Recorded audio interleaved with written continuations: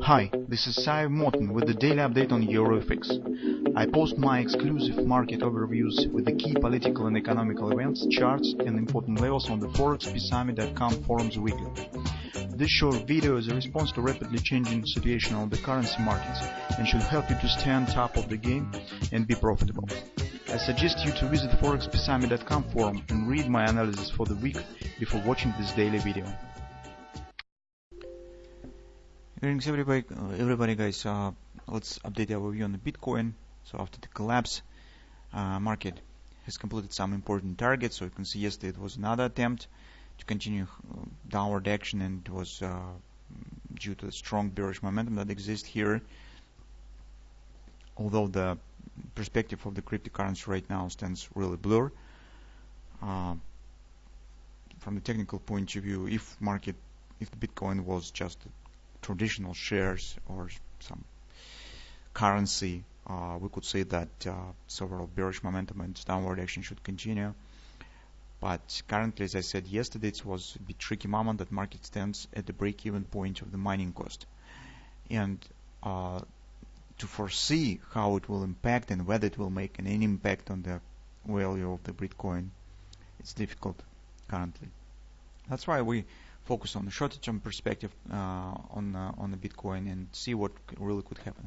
So market right now on the daily chart hits the oversold and completes some important targets. This is 1618 butterfly that we have on the weekly chart. This is 127 butterfly, and definitely market needs some relief. We do not talk currently on some reversal, but some pullback here after the really tough week could follow. And the pattern that we see right now that could be formed on the intraday charts is the reverse head and shoulders pattern. So if you'll take a look at the hourly chart, in the left side of this head and shoulders, you could recognize the butterfly. So this is left wing of the butterfly, right? That is right wing of the butterfly, and the butterflies becomes the part of the head and shoulders patterns very often. So whether it could be so if market will show the retracement right to the right shoulder, it will be around 52.50 approximately. That will be the moment where the destiny of this pattern will be estimated. So market should hold above this area to keep the harmony of this pattern between the shoulders and reestablish upward action. In this case, potentially we could get AB equals CD pattern that could lead us to the 59 even area, 618 resistance of this recent collapse. That is one of the possible scenarios.